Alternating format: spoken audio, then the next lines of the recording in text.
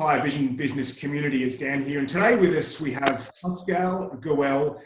This is a really great topic to talk to Pascal about. Pascal comes from a phenomenal background working as a private equity fund manager and just has a wealth of experience in the investment sector. And what Pascal focuses on now is transitioning privately owned SMEs to be attractive towards investment from privately managed funds and equity. So I think it's actually a real fantasy of almost every business owner to go for that really strong exit and sell to, you know, and get some sort of incredible multiple and sell to a big private equity firm. But it rarely happens, and it's very difficult to do. So Pascal is an expert in that area. Pascal, welcome. Thank you so much for joining us today. Tell us a bit about yourself and what you do. Yeah, thank you, Dan. I'm excited to share a lot of my experience with you guys. So my background is management of private equity funds, and I've done that for a good part of 20 years, and that's done globally. So regions such as Mexico, Hong Kong, all over the Middle East, East Africa, North Africa, and Europe. And I've also done top-tier management consulting, so things such as the Etihad Airways business plan.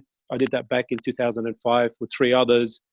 And I've also done, to a certain degree, operations management. But my forte would be in investment and, very much sitting down, raising capital, deciding what investment criteria of the fund will be, which regions to deploy the capital, which type of companies that we would like to enter with, and going through the life cycle of a private equity fund, which has a finite life. Mm-hmm. So that's pretty much my background. And personally, I'm 44, 3 kids, Sydney, been back in Australia for about 4 years now. Mm-hmm. So, dealing with all that. And before we started this conversation, the one thing that sort of resonated with me was you said SME is a really broad term. What does SME mean to you? Yeah, it's interesting because every region I've worked in terms of investment has a different definition of SMEs. And even in Australia, there's 2 official definitions. So one is from the ATO. The ATO classified until 2017 the definition of an SME to be a turnover of $2 million. Post 2017, they upped that up to $10 million. Now, if you look at the ABS, the Australian Bureau of Statistics, their definition is based on the number of FTEs. And they go from as little as what they call micro small companies of 0 to 4 employees, up to 199 employees for a medium-sized companies. So even in Australia, there's no uniform definition of what an SME is. Mm-hmm. However, it is comparable to Europe. Europe defines SMEs as purely on an FTE basis, and that's up to 250 staff. America's a totally different kettle of fish. An SME over there is 500 staff. So they're at the very least 2 to 3 times turnover rates of Australia. Mm-hmm. So my own definition, because I'm in Australia and I'm dealing with Australian companies, it will follow a combination of ATO and ABS. Mm-hmm. Mm-hmm. Being in Australia now and in your role as a consultant to SMEs, helping them to find the right investors and find the right strategies, has your business been affected by COVID-19? And what are you doing to come out the other side? It has not. This time more than ever, companies are looking for liquidity. Mm-hmm. And what COVID-19 will do is will separate the men from the boys. So business models that are robust, that are rigid, that are internally efficient, that can access internal free cash flows. So all these companies that have these kind of very good performance metrics will be positioned and will be very attractive to investors alike. From the investor type viewpoint, there is a lot of liquidity to cash. It's not just, and the reason for that is funds that were established 2-3 years ago have had their capital already committed, but all their capital has not yet been deployed because there is a lag time between capital committed, deal origination, deal execution. Within that, there's a lot of deal due diligence that needs to be done. So it's anywhere between 6 to 9 months to do a deal. So there is capital already in private equity funds that are out there. So access to liquidity is still there. And now that we're seeing oil prices dip, a lot of Middle Eastern family offices and organizations are diversifying into sectors such as healthcare, education, IT, tech, financial services, and a lot of that stuff. So by all means, SMEs should not be disheartened with what's happening with COVID-19 because access to capital is still very much there. So give us an example of what sort of clients you're working with. I mean, you don't have to name them or anything like that, but what's your sort of client avatar? Is there is there a minimum EBITDA sort of criteria? Is there an industry that you're focusing?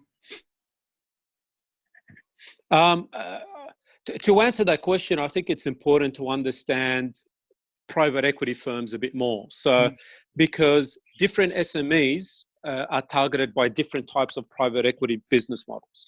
So I'll be a little bit detailed here. And private equity is typically a fund as a special purpose vehicle in a tax efficient country. That is managed by investment managers. The capital in the fund is predominantly raised from individual and institutional investors such as sovereign wealth funds, pension funds, and high net worth individuals. That money is deployed to a fund that has a life cycle of typically 7 to 10 years. Typical gross IRR returns promised to investors is anywhere between 20 to 25% gross IRR. And then these funds and the capital of this fund is deployed by the investment managers based on certain investment criteria specific to that fund. Now, funds, typically the traditional models come in 4 different ways. So there's a VC type fund, venture capitalists, and they go into early stage type SMEs. So founders who have an idea at the pre-seed, seed, or proof of concept type stage, where they have an idea, may have developed some of the tech for the idea, have gone a long way into it, but are not yet commercialized and earning revenue. Venture capitalists will come in at a minority stake, provide some strategic guidance and advice, but predominantly they will have high bargaining power because of the high type of risk for that specific startup. And with that high bargaining power, they'll normally demand 10 to 20 times their investment return, and that their investment be exited first before anyone else gets capital. So they have very strong bargaining power in the negotiations. The second type of model that addresses certain SMEs is the expansion capital growth type model. So these are SMEs who already got a stable track record, already generating revenue, already have EBITDA of anywhere $500,000 to $1 million plus, and they need a capital injection for continued growth in terms of new products, new geographies, new capex that create new revenue streams. And the private equity model will come in as a partner through a capital increase. They'll protect their interests through a majority stake and board seat membership, just to ensure that the business plan that they were presented with at time of investment is adhered to moving forward.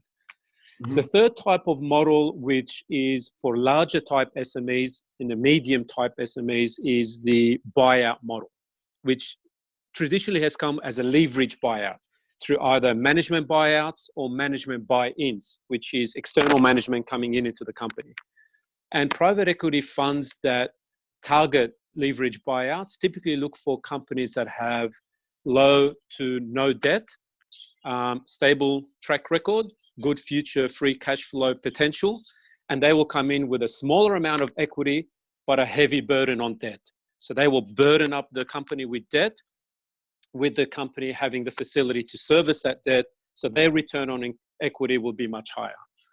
And the fourth type of model is distressed private equity investment criteria model. So they will look for companies that are not making any money, may have poor management in their EBITDA and net profitability is very poor, and the private equity model will come in, add strategic value, and believe that they can convert this company into a profitable position in 3 to 5 years' time.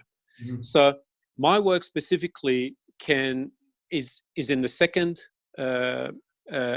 expansion capital growth model, in the leverage buyout, and to a certain degree in distressed SMEs. Mhm. My preference would be for the expansion capital injection model, because they're very attractive to private investors, not only as private equity funds, but to strategic investors and technology partners. And just to sort of clarify for anyone listening, and myself as well, why is that the most attractive outcome for? It sounds like it's because, you know, the owner, the outgoing management keeps a lot of skin in the game, and they're involved in the strategic bigger vision, de-risks everything. Is that fair to say? That's exactly right. That's exactly right. So as an investor, you would much more prefer to come into a company that's got stable track record of revenue and EBITDA and profitability, a strong management team, very good business plan moving forward, a commitment from existing owners not to exit. And what they do a lot of the times as well is they couple the exit of the existing owners to that of the private equity fund, so that your interests are aligned at all times with each other. So these type of companies are already profitable, relatively good, attractive prices if the owner is understanding of various valuation methodologies. So the commitment and the interest of private equity funds is one of injection of capital to meet future cash flow revenue demands. And that's a much easier concept than trying to turn around the company, where you have to seek management externally, where you have to seek totally internal enhancements and productivity issues. So it's a much easier concept. So what can, and I know the sort of the definition of SME is broad, and we'll sort of say at the moment anywhere between 4 and 100 employees and turnover of 2 and 10 million.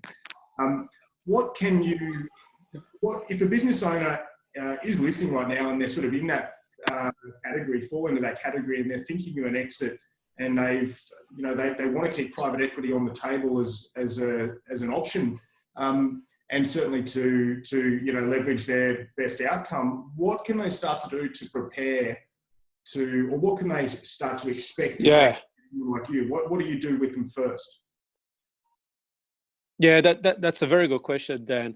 Here, I think there's 2 points to that, and the answer differs drastically depending on what the owner is looking for. If they're looking to completely exit, that's one thing. And if they're looking to raise capital, that's a totally different thing. So let's look at, for example, them wanting to raise capital. In my view, private equity is the third step you should look at for raising capital. The first thing would be to try to free up internal cash flows. So a lot of companies, believe it or not, have access to internal cash flows that are already tied up in their systems, in their processes, in their production lines. So things such as aged receivables. Yeah. So things such as receivables and payables, which is the net working capital of a company. A lot of companies have aged receivables. So if their ability to collect their payments earlier, it frees up cash flow.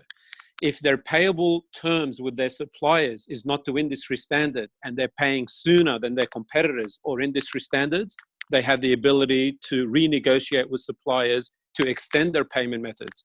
That's a second way that it frees up cash flows. The biggest one is inventory management. A lot of companies have just inventory and just unused items that sit there for months and even years. And what that does, it locks in capital and inventory. So if you're able to transition to a just-in-time kind of delivery methodology while not risking quality, then that frees up your cash flow. So there's a lot of different things that you can do internally to free up cash flow. If that cash flow is not enough, the second step that I would recommend is to look at debt. And there's private lenders, there's banks, obviously, there's bridge financing, mezzanine financing, all sorts of debt. The caveat with debt is you need to have relatively stable cash flows to be able to service it, otherwise no one's interested, or that you've got assets that you can back it up with. The good thing about debt is the cost of debt is always going to be lower than the cost of equity. So you will get to retain your shareholding, full ownership of what you are, and you'll have access to capital at a cheaper rate than if you did to equity. Bar these first two steps, assume you've gone through these first two steps and you still require capital, then you get into the realms of inviting outside investors into your company to inject cash. And what's important here is the first consideration you need to do as an SME is to determine what type of investor you want. Private equity firms are one, but they're definitely not the only ones. So in my view, what I would recommend to SMEs is, what do you need the capital for? And that helps along with the question of trying to identify the type of investor. So in my view, there's three types of investors. There's the typical private equity fund where they will come in and, like I mentioned earlier, they'll inject capital, sit on the board, make sure the business plan is adhered to. And their value add is basically through capital injection and maybe a little bit of strategic support and advice, maybe opening up new channels and through their contacts and networks. The second type of strategic investor, the second type is a strategic investor. So someone that's within your vertical and horizontal sphere of influence and integration. Maybe a supply chain, maybe a supplier, maybe an end customer. I'll give you a prime example. We bought a generic pharmaceutical company in Egypt that all it did was produce generics and manufacture generics for the Egyptian market and the Middle East market. It manufactured 170 different products. Very simple process, well regulated, but not as stringent as antibiotics manufacturing. They wanted to raise capital to get into antibiotics. We put in a little bit of equity and we spoke to a European antibiotics manufacturer who came in as a strategic partner. They provided the know-how, the regulation, and the channel into Europe. So this was beneficial to both parties in that the Egyptian party now had access to antibiotics manufacturing in Egypt with distribution for their existing channels in the Middle East, and the European strategic investor now had a low-cost, highly regulated, good quality production that they controlled in Egypt that they can then send back into Europe at a much lower base than they could in Europe. So something like that is a strategic investor. And the third type of potential partner would be a technology partner. So if you're raising capital to buy certain technology, approach the technology partner and say, look, you know, I need X, Y, Z so that I can grow into ABC markets.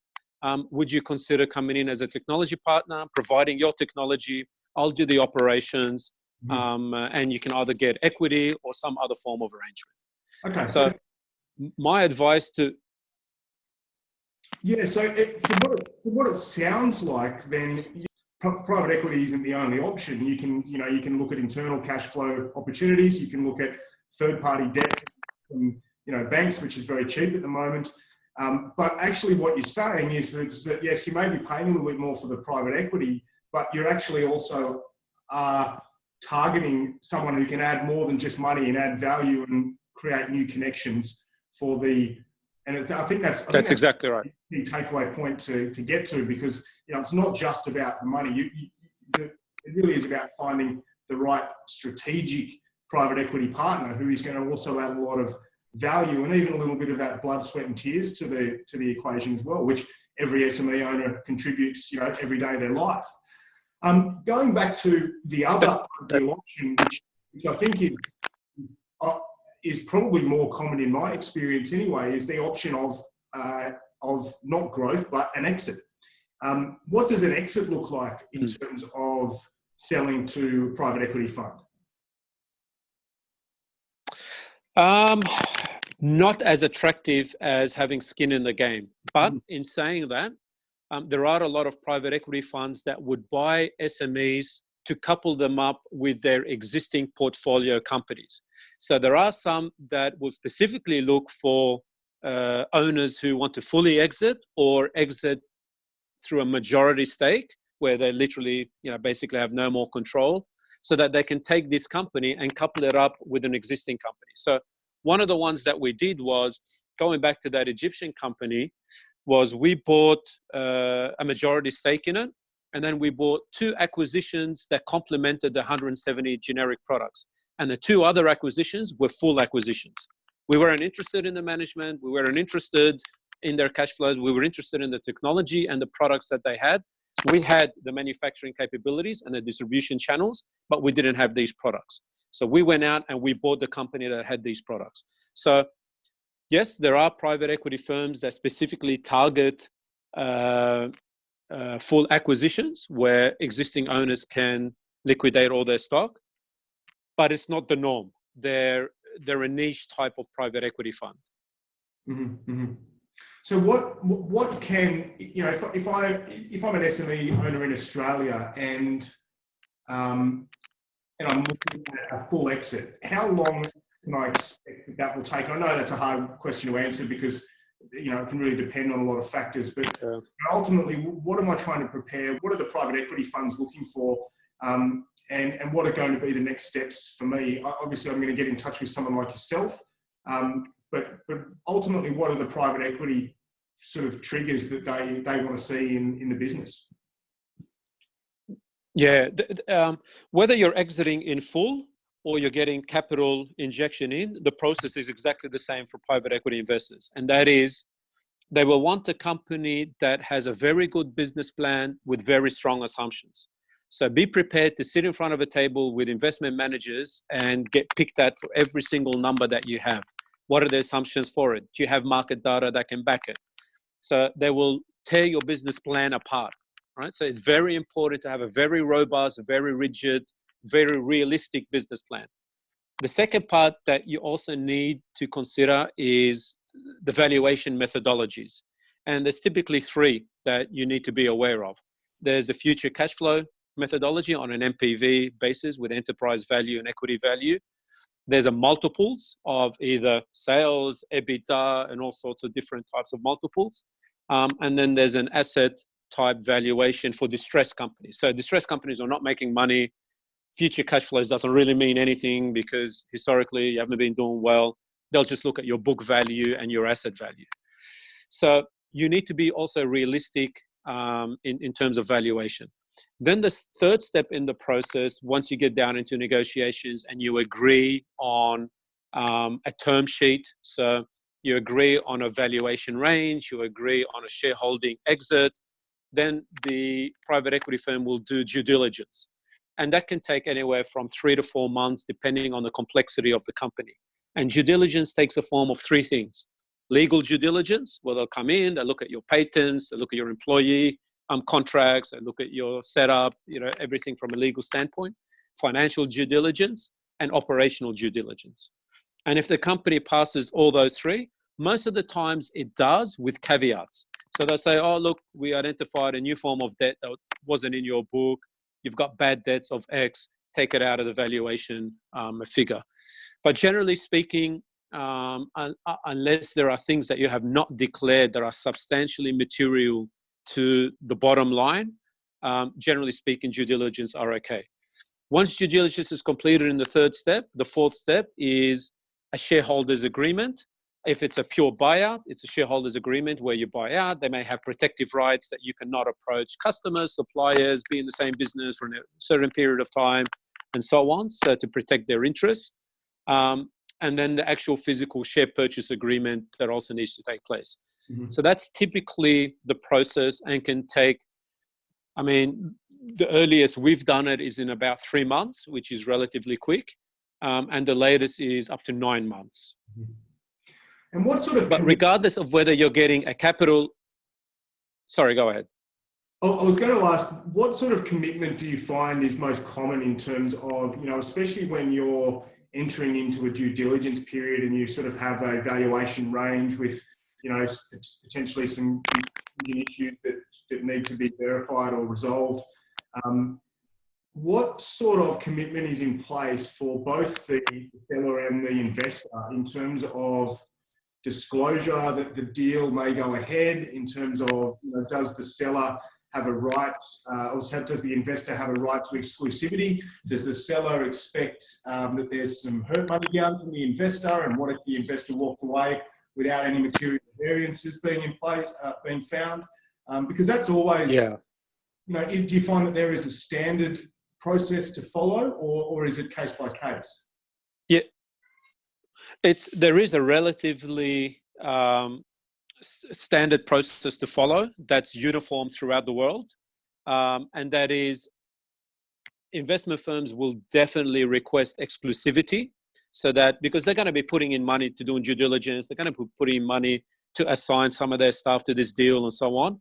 So they will request exclusivity for the period of due diligence, and that will start predominantly when the term sheet has been negotiated and due diligence is about to start.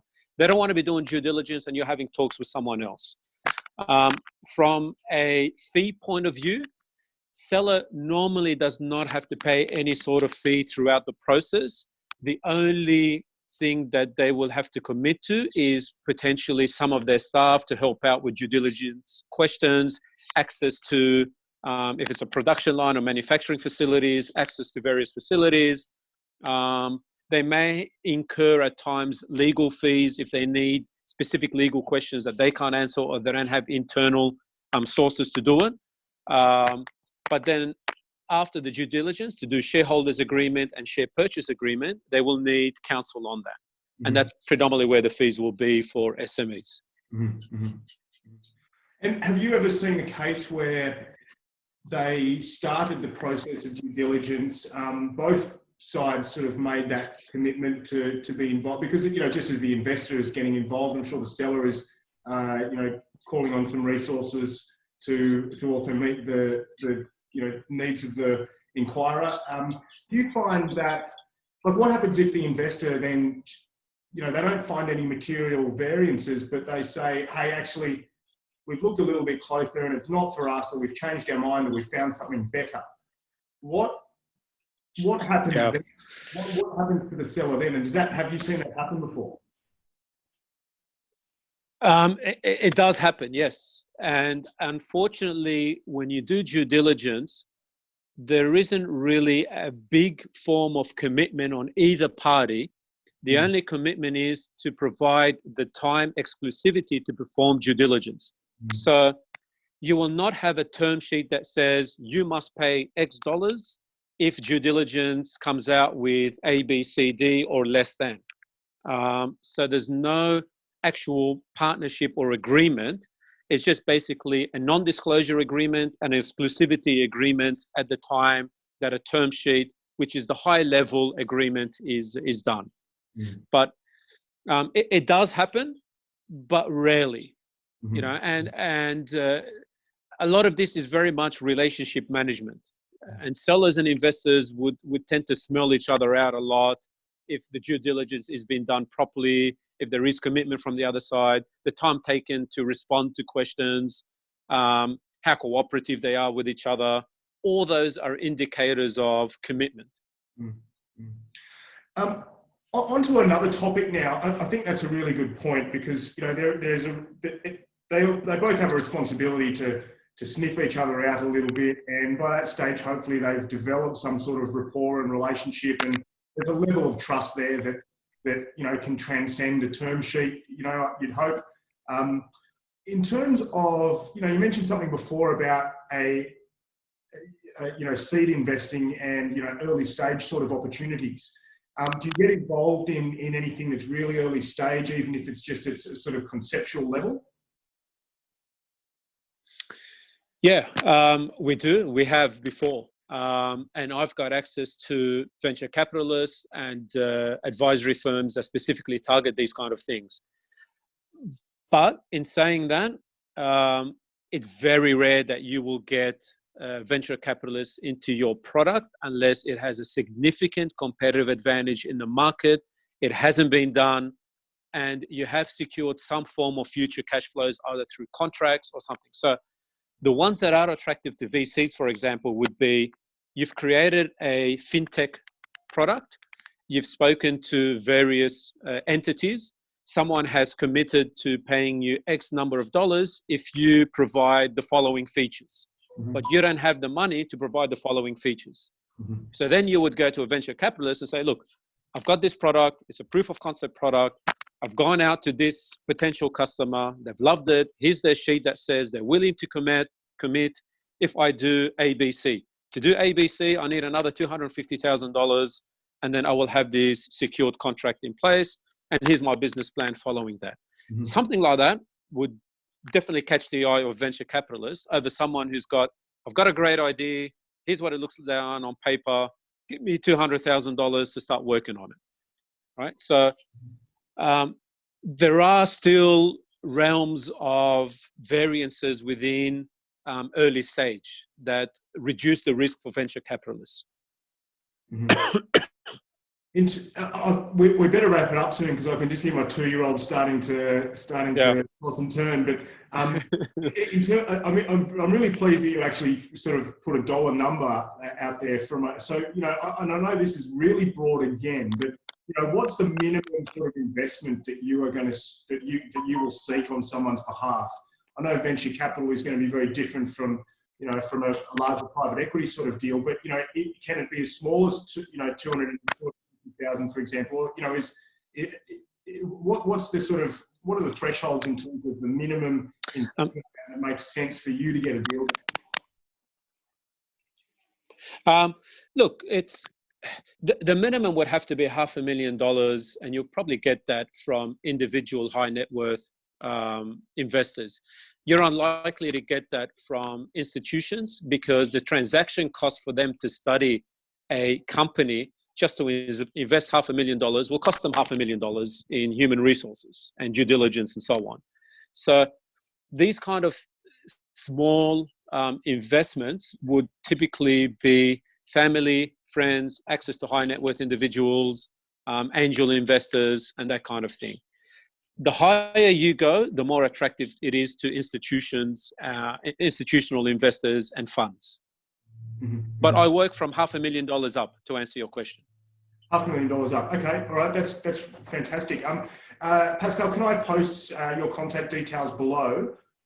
We'll share this in various places as well. And can people sort of get in touch with you just with respects to opening a dialogue, or if they have any questions? Any questions, any more information they need to know, I'm more than happy to assist. Okay, fantastic.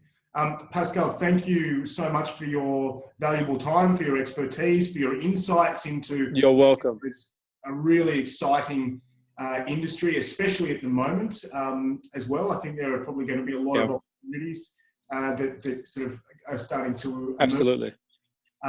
So everyone, that's Pascal Gouel. Thanks for watching Vision Business Community. Stay tuned for more videos. And again, if you want to get in touch with Pascal, his details will be posted below. Thanks for watching.